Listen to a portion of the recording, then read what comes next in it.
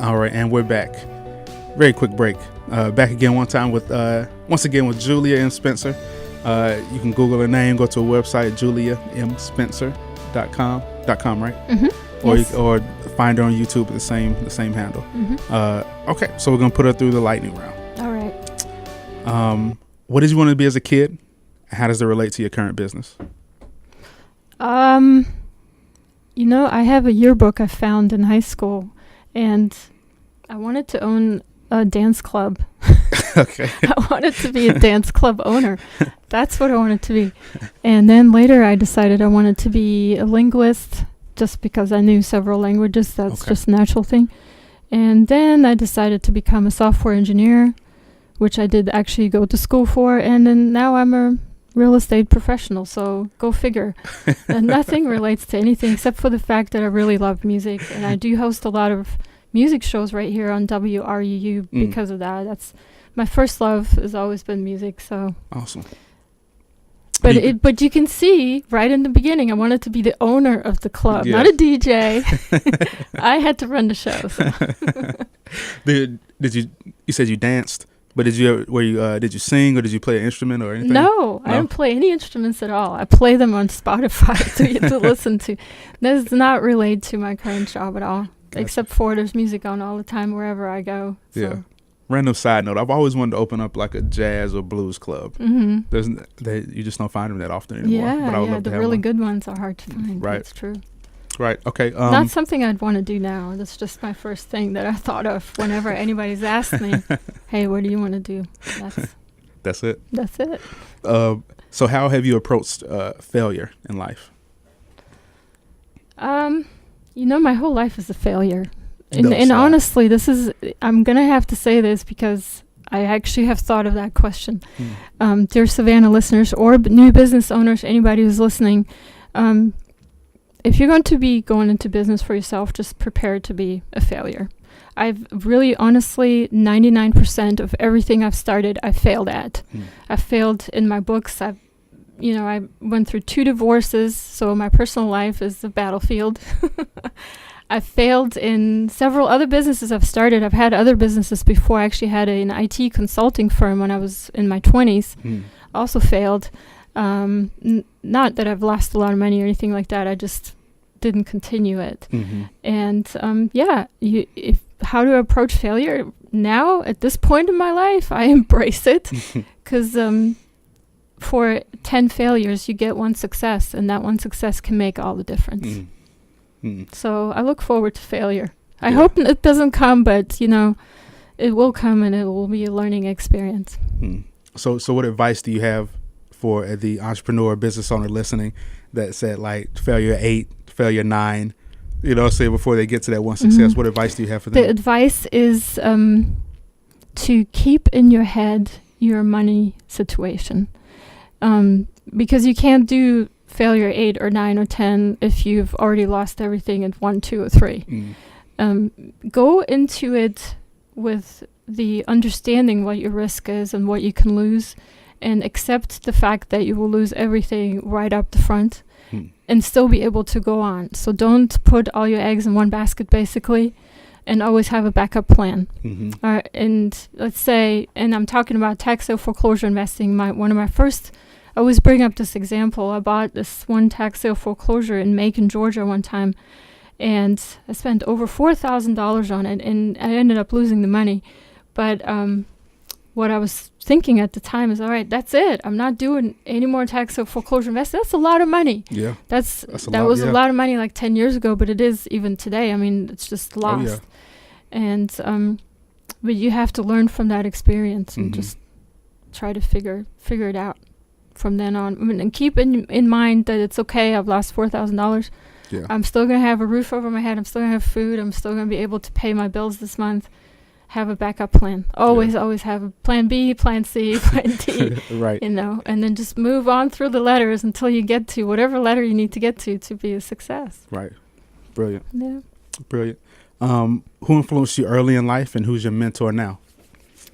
Early in life, I had several really, really good mentors, and I've heard from other interviews, actually, other interviews you've done, that people it's imperative to have good mentors. Mm-hmm. So early in life, I would say my parents have always been there for me. My parents are even there for me now. So my parents are my strongholds. This is where I go to when everything else is failing. Awesome.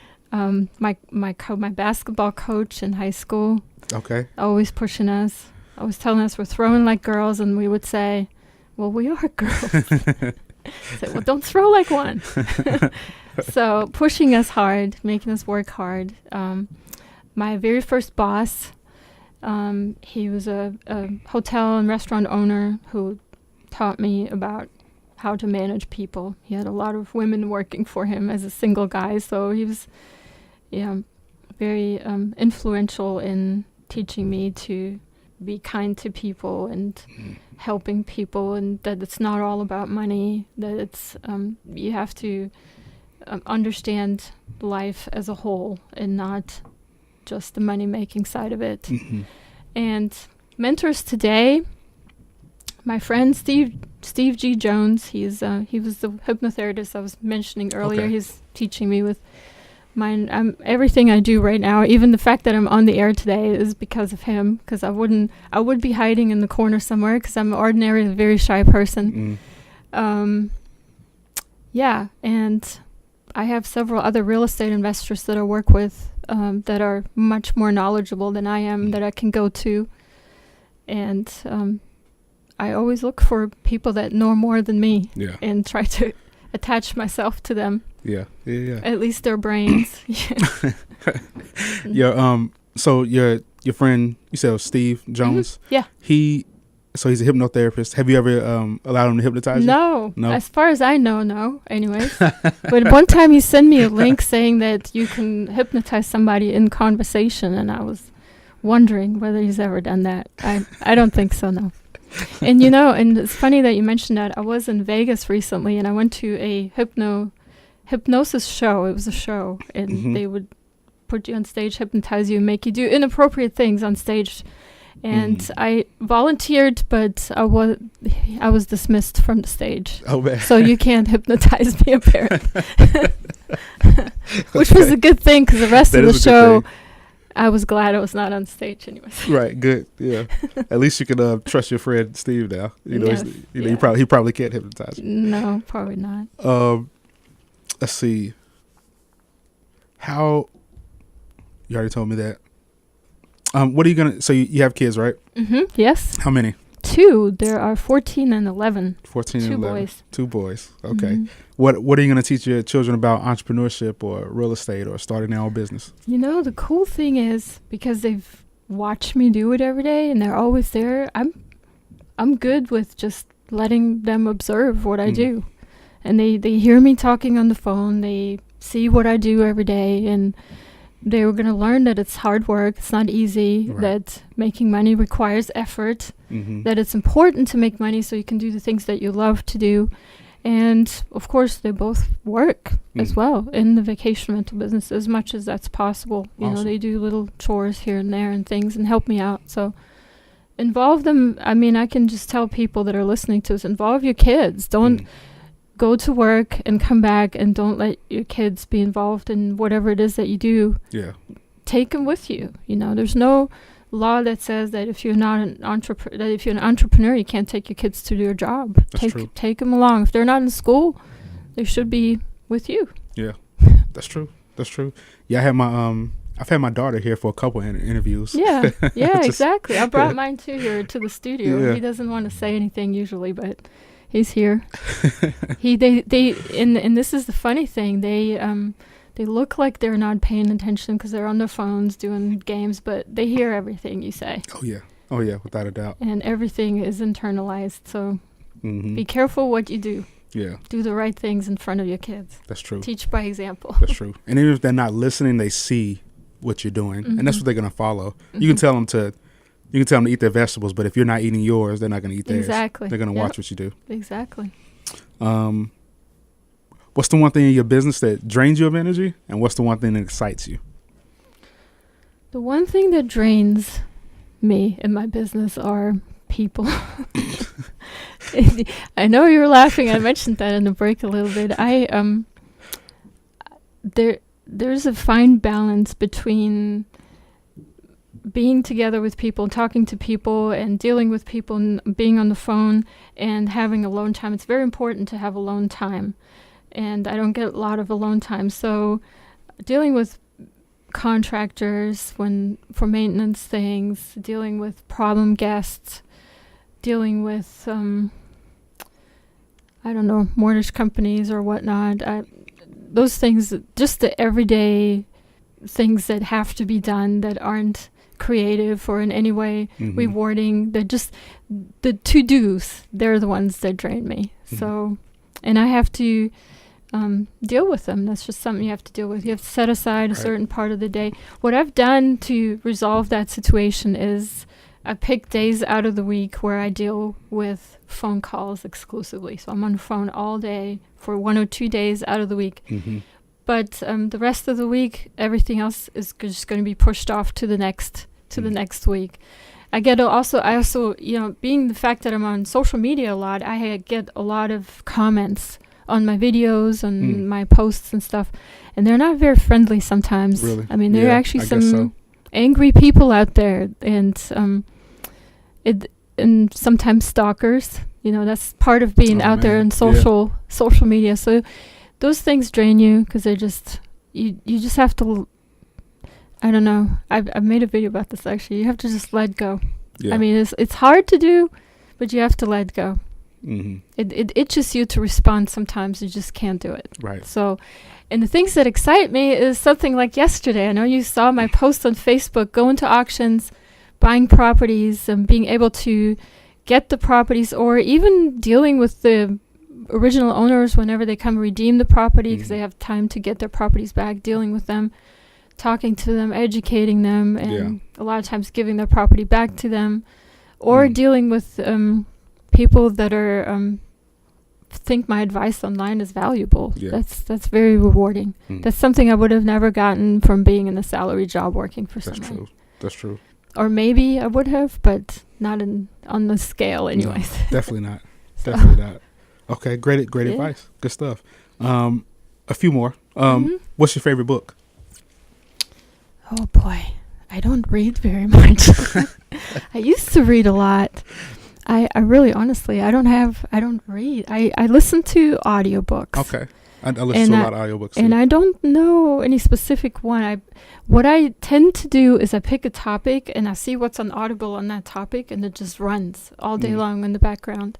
So one day I might be examining, I don't know, how to vacation for cheap, or I might be reading something about alcoholism, or I might be reading something about World War II, and I just listen to everything that's there on that topic, and then I move to the next topic. I think last night, or I was listening to nuns talking about about being in a convent and their experience. I mean, totally off-topic things, but you just learn things that way. So I don't have a favorite book because I don't read very much, unfortunately. Okay, fair enough. So there's a concept called Paretos Principle, or the 80-20 rule. So 20% of your actions equal 80% of your results. So in your businesses, what are the 20% of things you do that get you the most results? Well, in what I've learned with my knowledge management, with marketing my books, is respond to the questions that I have online from people.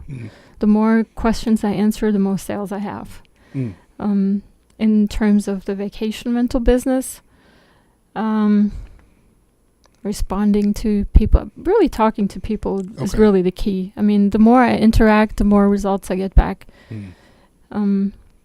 Dealing with not necessary things is usually doesn't give any rewards at all. So paying bills, although it's necessary, doesn't really do anything for my business. So, but I'm, the thing is too that you're refining this 80-20 principle every day. Right. When something doesn't work, you shouldn't continue doing it. You should re-examine and not do that. Maybe try something else that works until you get to a place where it actually works. The same with my videos that I publish on YouTube. Most of them nobody ever watches, but those 20% that people watch, now I know what topics people want to hear about. They want to know what background they want to see me at. They want to know what points I'm supposed to be making. I mean, there's a lot of critical people up there. They say, you talk too much in the beginning. Don't say so much about your website or your books. We want to get to the point. Right. I mean, really good criticism. Listen to the people, talk to them. Yeah. You'll find it out very quickly what your 20% is. You get down to even 5% if you pay attention. That's true. So open your ears, your mind, and get to that. And cut the stuff that doesn't matter to anybody. Yeah. Yeah. Brilliant stuff. Okay. All right. Good. Do you feel that this is your life's calling? You've done a lot of stuff in life. So is this your life's calling? You know, my life's calling is to be a mom, really. Okay. I mean, that really is why I'm on this earth, I believe. And as long as I can be a good mom, I'm happy. And good mom and a good daughter to my parents. Everything else really doesn't matter. My health and my family are really the most important. But it is the most rewarding part of my life is to make the books and teach people, interact with them. Yeah. Vacation rental business is not my calling, by the way. It's okay. But I much rather prefer writing books and talking and teaching people. Awesome. Helping people is really the biggest thing. Yeah. 2 more. Okay. Advice for entrepreneurial kids. You mean like kids that want to go into business? Yeah. Okay. Yeah. So like if your sons were going to go into business today and start something, what would you tell them? The first thing is you got to make some money. I mean, if you want to do it full time, of course, if you have another job or something that supports your business, that's fine. In other words, if you can't figure out some way that your business supports you, you can't quit your day job. But really, the very basic advice is you got to get your money straight. Otherwise, you'll never be able to succeed in anything that you do. And I've heard from so many people that are business owners. It's easy to make money, too. So this is the second step. The first step is figure out your money. Second thing is once you figured out your money, you got to figure out to get your time back. Because if you put 60, 80 hours a week into a job or even more, you're going to make money by default. I mean, unless you're making some other grave mistakes, you're going to be successful financially. But you won't have a life. That's true. And then all the money in the world is useless. So 2 things, figure out your money, then get your time back. And that's really the key. All right. And last one, if you had a superpower or ability, what would you choose and why? Oh, gosh. You know, I'd love to travel back in time. Is that a superpower? Sure, yeah. Yeah, I'd love to travel in time. I'd just love to see some of my favorite music artists perform live. That would be my dream. Or famous speeches by famous people. I would love that. I would go back in history and see Sam Cooke. I played him the other day on my show. Okay. Mr. Soul. Yeah. I would love to be one of his concerts. I love to meet Buddy Holly. Yeah. That would be my superpower. Okay. And that's kind of the key, you know. I have actually a life way outside real estate. Real estate is a very small part.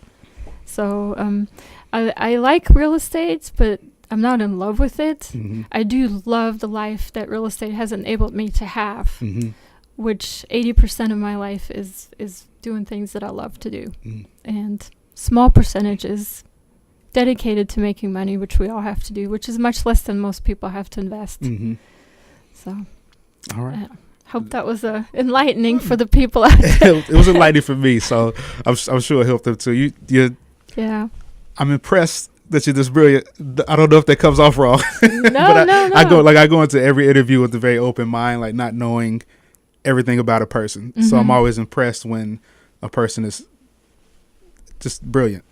If that makes any sense. I don't know if I'm brilliant. Like I said, I failed in everything in my life except for that 1%, and it actually helps generate the life that I have now, and I'm happy with that. Yeah, so. And that's what I was gonna say. Like you definitely maybe you failed before, but your life's not a failure because like you're doing some amazing things now. You're helping people, and your sons are probably extremely happy. They're there with you. They'll be, you know what I'm saying? They'll be, you know what I'm saying? Like, yeah. You I think they'd rather have me be gone more often because I'm always in their business. What you doing? Who are you talking to online? Is that a chat program you're on? So, but it's really the key. To me, anyways, raising my kids is the most important thing. Yeah. Awesome. Okay. Well, thank you, Julie, for being on the show. You're welcome. Thank you for sticking in here with me. How can people reach you? How can they contact you if they want to? Anybody that wants to reach me, you can go to my website, juliamspencer.com. I also have an email. It's realestate@juliamspencer.com. You can also just Google my name and I'll come right up on the top. You can contact me through any social media outlet. I may not be able to get back to you right away. Like I said, I have certain days where I answer messages and certain days where I don't. But I do read all messages, all comments on all my videos. I do monitor that pretty consistently. So I'd love to hear from you all if you have any questions, comments, suggestions. Beautiful. All right. Thank you, Julia, for being on the show. Everybody out there, go follow her on YouTube, social media, Julia M. Spencer. YouTube channel is great. Check out on the website. As always, I'm Taraz. Thank you guys for joining me this week. Go out there and do something impactful. Be the change you want to see in the world. Tell somebody you love them and do something great. Do something that's going to help a friend, a neighbor, or a loved one this week, because you can change the world just by changing somebody that's close to you and helping them. All right. So love you guys, and I will see you next week. Goodbye.